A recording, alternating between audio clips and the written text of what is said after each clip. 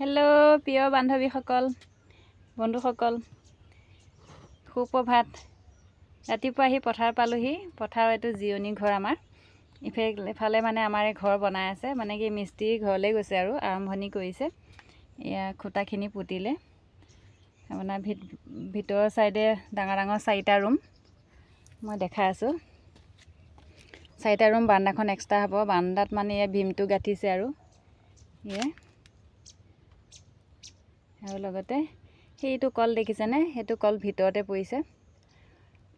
পাছফালে বাৰান্দা, কলৰ পাৰ, latrine bathroom ভিতৰতে হ'ব। সেইটো পাৰ্টছো বেলেগ আৰু এইফালে বাৰান্দাখনৰ পাৰ্টছো বেলেগ।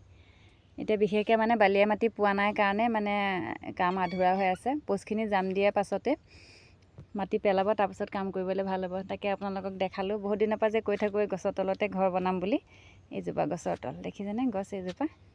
আৰু লগতে ইমান ধুনীয়া ঘৰ এটা বনাইছোঁ, দেখিছে। ইয়াতে আহি সকলোৱে ভোজ খায়, আমিও সেইদিনাখন ভোজ খাইছিলোঁ। এইটো চৌকা। ইয়াৰ পথাৰৰ মাছ খুব শান্তিয়ে থাকিবলৈ ভাল লাগিব, মানে খুব মনত দুখ হ'লেও সুখ হ'লেও কোনেও নেদেখে আৰু কোনেও গম নাপায়। এনেকৈয়ে থাকিবলৈ ভাল পাওঁ, বহুত দিনৰ পৰা আশা কৰি আছিলোঁ। এতিয়া থাকিবলৈ পাম আৰু। এয়া চাওক, এয়া ইটা আনিলে, এয়া বালি আনিলে, এইখিনি বালি পেলাই থৈছে। পোষ্টখিনি অৱশ্যে পুতিলে।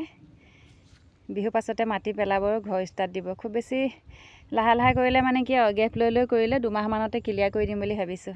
তাকে ঘৰ বনাই হ'লে সকলোকে মাতিম, আহিব দেই। বাই।